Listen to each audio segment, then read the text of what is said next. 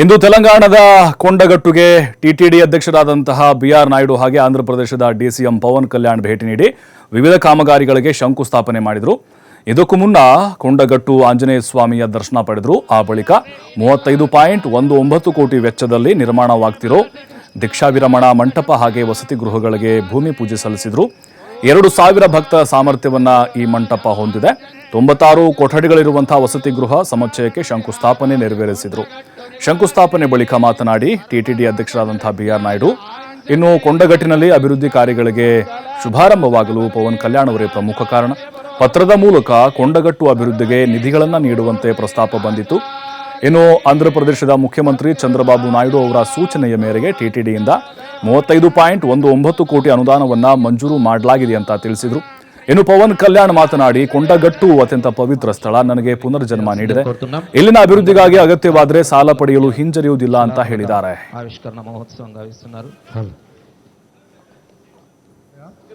ఇక్కడ జరుగుతున్నటువంటి కార్యక్రమానికి ముఖ్య ఆద్యులు ఆంధ్రప్రదేశ్ రాష్ట్ర ఉప ముఖ్యమంత్రి శ్రీ పవన్ కళ్యాణ్ గారి ఆధ్వర్యంలో వారు టిటిడి బోర్డుకి ఒక లేఖ ద్వారా మాకు విన్నపం చేశారు.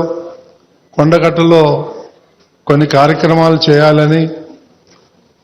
ఆ లేఖని రాష్ట్ర ముఖ్యమంత్రి చంద్రబాబు నాయుడు దృష్టికి తీసుకెళ్లాం. వారు వెంటనే ఆమోదించారు. ఆ తర్వాత బోర్డు మీటింగ్లో పెట్టి దాన్ని శాంక్షన్ చేయడం జరిగింది. ఈ సందర్భంగా ఇవన్నీ కూడా కర్త కర్మ క్రియ ఇక్కడ రావటానికి, ఈ కార్యక్రమాలన్నీ జరగటానికి, ఇక్కడ జరుగుతున్నటువంటి అభివృద్ధి కార్యక్రమాలకి ముఖ్య కారణం శ్రీ పవన్ కళ్యాణ్ గారు అని తెలియజేసుకుంటూ, టిటిడి ఆధ్వర్యంలో ఇక్కడ బ్రహ్మాండమైనటువంటి ప్రోగ్రాం చేయబోతున్నాం. దానికి మీ అందరి సహకారం కావాలి. మాకు అవకాశం ఇచ్చినటువంటి మీ అందరికీ పవన్ కళ్యాణ్ గారికి కృతజ్ఞత తెలియజేసుకుంటున్నాను. ఓం నమో వెంకటేశాయ. ఓం నమో వెంకటేశాయ.